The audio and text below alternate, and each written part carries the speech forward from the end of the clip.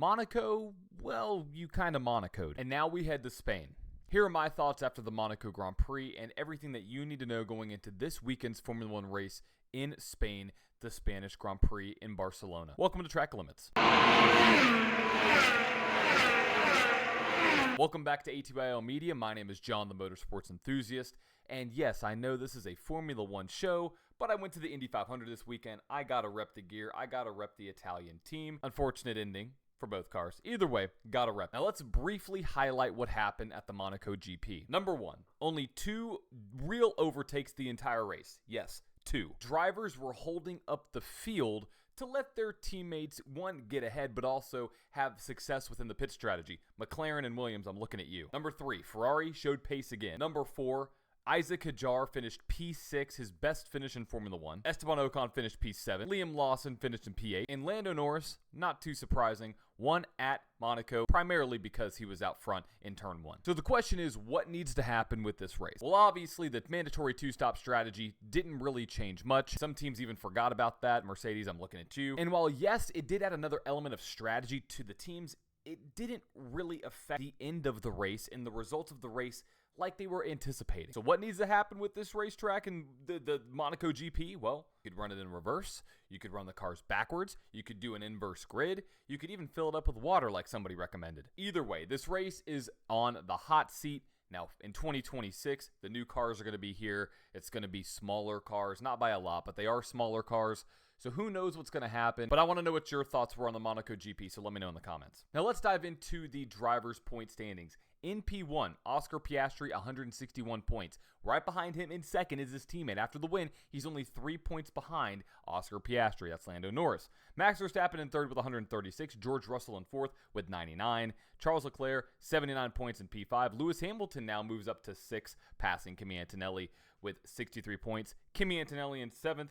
Albon, Ocon, and Isaac Hadjar round out the top 10. Now, when it comes to the team standings, this is when it gets interesting. McLaren absolutely just blowing the field away, over 150 plus points, doubling any other team's point total. They're in first. We're not going to talk about them. We're going to talk about the battle for second, which is only separated by 5 points. Mercedes, 147, Red Bull, 143, and Ferrari, 142. This is going to be an amazing battle, I think, for P2 going into this weekend, and I'm going to dive into that a little bit later on why I think Ferrari could come out on top in second this week after the Barcelona race, and I think Ferrari could come out on top after the Spanish GP and be second in the point standings. Now let's dive into the 2025 Spanish Grand Prix taking place in Barcelona. It's round 9 of the 2025 Formula One season, and we head to the iconic Circuit de Barcelona-Catalunya. This race will be 66 laps on this 4.6 kilometer track. For all my Americans out there, that's 2.89 miles. With 2 DRS zones, multiple chances for overtaking, and a track that produces some decent racing. Let's look at the schedule, the weather, the potential tire allocation, and some other aspects going into this weekend. So first, let's dive into the schedule. All these times will be in Eastern time, so you'll have to do some math there, but it's fairly easy. So, looking at the schedule, on Friday, May 30th, Practice 1 starts at 7:30 a.m. Practice 2 starts at 11 a.m. And that's everything for Friday. Let's go into Saturday, May 31st. Practice 3 starts at 10:30 and qualifying for the race is at 10 a.m. Then on Sunday, the 66-lap Spanish GP takes place at 9 a.m. Eastern time on Sunday, June 1st. Now, what is the weather looking like this weekend? Well, literally, the only thing that I can say is that it's going to be 81 degrees for the high, 65 to 66 degrees for the low, Friday, Saturday, and Sunday. Sunny, partly sunny, a little bit more clouds on Sunday.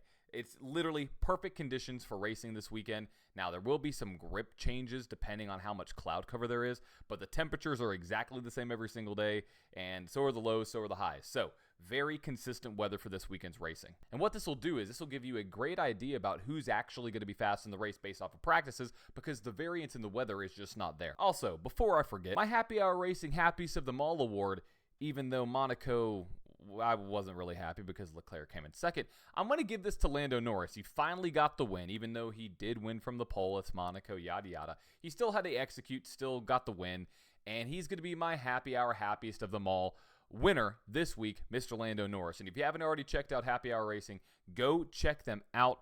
They have everything that you could want as a race fan. Formula One, IndyCar, NASCAR, everything that you need. Some race win t-shirts that I need to grab, by the way.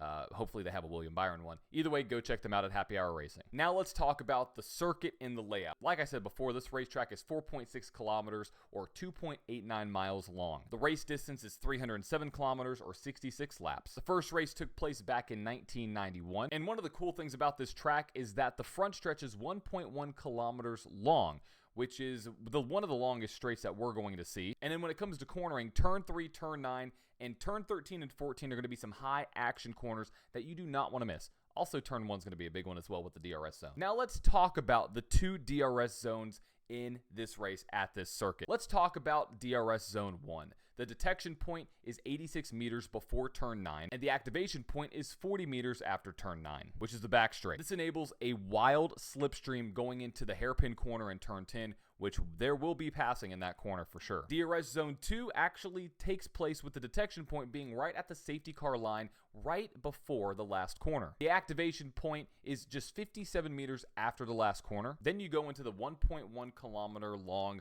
front straight, which goes into the hard right-hand corner going into turn 1, which will be a prime overtaking zone, so you got to pay attention to that. So turn 10, turn 1, watch out for overtakes. And when it comes to tires, I speculate Pirelli using the hardest compound of tires, the C1, the C2, the C3, for this weekend's race. And with teams likely favoring a 2-stop strategy with how much wear is going to be at these high-speed corners, I think that this is going to be a very good opportunity to see, okay, who is actually fast at this point in the season and who can actually execute on straight line speed as well as cornering speed. We've seen McLaren be one of the best at that so far this season, but there could be another team that could be making up that gap this weekend, and I'll let you know who that is in a minute. Some other quick hits that you need to know before the end of the video. Pit time loss is around 19.6 seconds, and that's going to be very relevant because it's a 2-stop strategy, more than likely, I would estimate. And so that's going to be very important to see who can get on and off pit road effectively. Now, I mentioned a team that could be looking to bounce back in a big way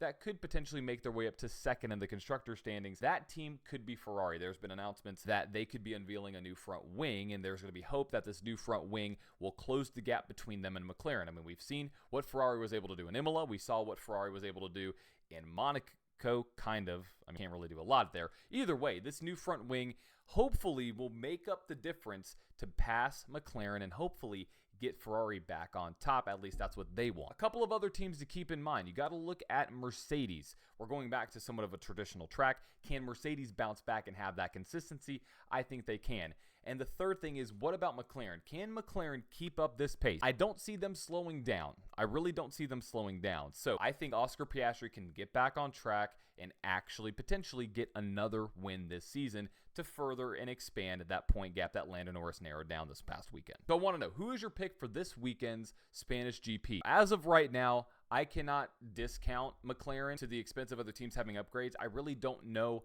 how teams can beat McLaren, so I'm going to have to go with a McLaren winning this weekend. I don't know who it's going to be. If I have to put a pick in, I would have to say Piastri, but I could expect Ferrari to bounce back, maybe get a double podium with Lewis Hamilton and Charles Leclerc. So I want to know, who is your pick for this weekend's race in Spain? Drop that in the comments, and as always, make sure to hit that subscribe button right there. See, I'm getting it down packed right there. Make sure to subscribe to ATYL Media so you don't miss any content going out here from all the creators. We have NASCAR, IndyCar, Formula One. Now we have NHRA with Nitro Nation with Big Duke. Go check that show out. We got live streams with Sal. We got everything that you need to get all your motorsport knowledge from here at ATYL Media, so make sure to hit that subscribe. And as always, my name is John the Motorsports Enthusiast, and make sure to always keep it within track limits, unless you're Mercedes at Monaco and just want to pass some teams because they're holding you up, then you can exceed track limits. Either way, thank you for watching. Make sure to tune in next week for my Spanish GP recap, and I hope you enjoy the 2025 Spanish GP.